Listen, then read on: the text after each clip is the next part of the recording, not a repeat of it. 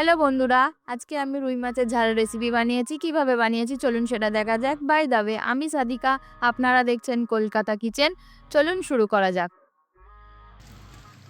দারুণ স্বাদ হয়েছে। আজকে বাজার থেকে রুই মাছ এনেছে।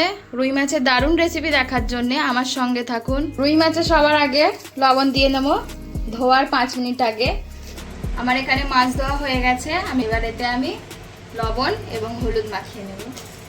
তো রুই মাছের রেসিপির জন্যে আমি এখানে নিয়েছি কিছুটা ধনেপাতা, রসুন, আদা, 4টে কাঁচা লঙ্কা এবং একটি বড় সাইজের টমেটো এবং 4টি ছোট পেঁয়াজ। আমি সবজিগুলো কেটে নেব। তো আমি বড় বড় করে কাটবো। আমি পেঁয়াজ, টমেটো, লঙ্কা, আদা, রসুন একসঙ্গে বেটে নেব। আমার এখানে মশলাগুলি কাটা হয়ে গেছে। এবার আমি এগুলো বেটে নেব। পেঁয়াজটা আমি আলাদা বাটবো এবং আদা, রসুন, লঙ্কা, টমেটো একসঙ্গে বেটে নেব। রুই মাছ ভাজার জন্য আমি এরকম একটি চাটু নিয়েছি। আমি এখানে দিয়ে দেব সরষের তেল। আজকের টিপসটি হলো বন্ধুরা, ভাজার আগে এতে কিছুটা লবণ দিয়ে দেব, যাতে মাছটা এতে লেগে যাবে না। এবার আমি তেলটি গরম হতে দেব। এবার ভাজতে দেব। মাছ দেওয়ার সময় সবসময় দুধ থেকেই দেবেন, নাহলে ছেটকা আবার ভয় থাকে। মাছটা একটা সাইড ভাজা হয়ে গেছে, আর একটা সাইড আমি উল্টে দেব।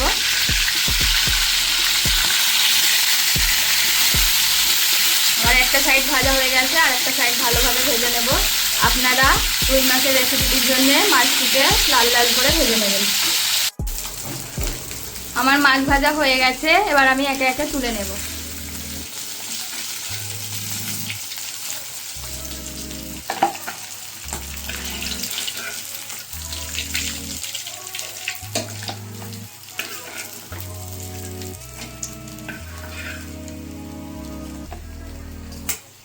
আমার সব মাছ তোলা হয়ে গেছে। চলুন এবার রান্না করা দেখাবো। তার জন্য আমি এই কড়াইটি ব্যবহার করব। আজকে আমার কাছে বেশি মাছ আছে, সেজন্য আমি একটি বড় পাত্র নিয়েছি। এতে দিয়ে দেবো কিছুটা সরষের তেল। আমার তেল গরম হয়ে গেছে। এতে এবার আমি পেঁয়াজ বাটাটা দিয়ে দেব।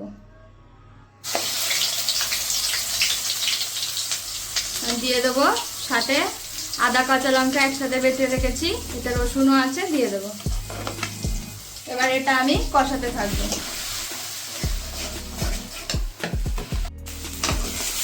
এই যে আমার পেঁয়াজের রংটা চেঞ্জ হয়ে গেছে। এবার আমি এখানে টমেটো বাটা দিয়ে দেব। টমেটো বাটা অ্যাড করলাম। এটা এবার পেঁয়াজের সঙ্গে কষাবো।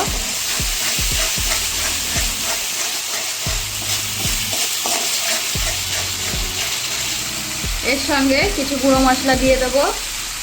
হলুদ গুঁড়ো, লঙ্কা গুঁড়ো, ধনে গুঁড়ো, জিরে গুঁড়ো। জিরে গুঁড়ো আমি আরও একবার দেবো অল্প করে।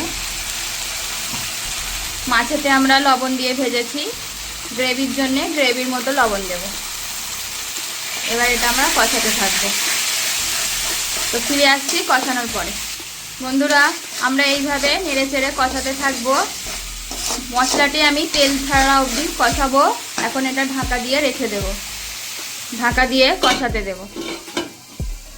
আমি এবার ঢাকনাটা খুলি, দেখে নেব কতদূর কষা হলো। আমি এভাবে নেড়ে দেব। তো আমার টমেটো দিয়ে কষানো প্রায় শেষ হয়ে গেছে। এই যে বন্ধুরা, আমার তেল ছেড়ে দিয়েছে। এবার আমি এতে কিছুটা জল অ্যাড করব। অল্প একটু জল দিয়ে মশলাটি আরেকটু কষাবো, নেড়ে ছেড়ে দেব। এইভাবে নেড়ে ছেড়ে চাপাটা আবার দিয়ে দেব।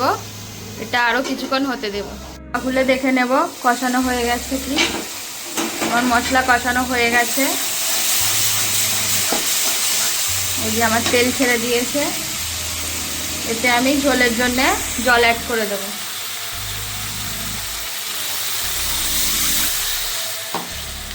এটা আমি ফুটতে দেব, তারপরে মাছ দেব। ফোটার জন্য এখানে চাপা দিয়ে দেব।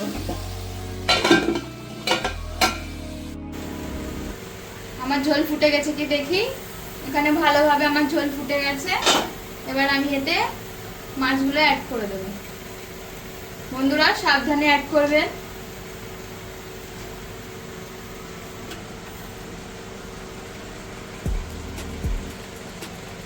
মাছগুলো আমার দেয়া হয়ে গেছে।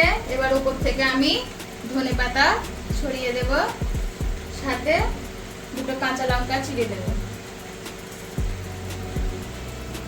আমার রান্না প্রায় কমপ্লিট।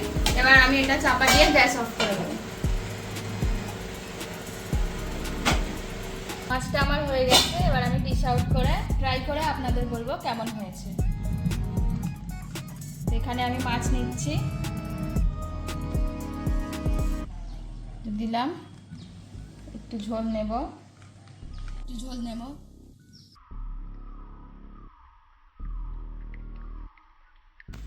ট্রাই করব, একটু মাছ ভেঙে নেব।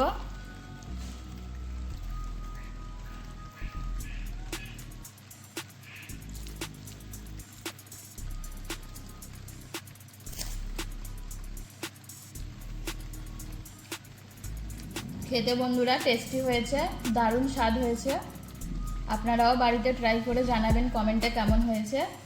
আমার ভিডিওটি ভালো লাগলে লাইক করে দেবেন এবং চ্যানেলটি অবশ্যই সাবস্ক্রাইব করে বেল আইকনটি প্রেস করে দেবেন। থ্যাংক ইউ বন্ধুরা।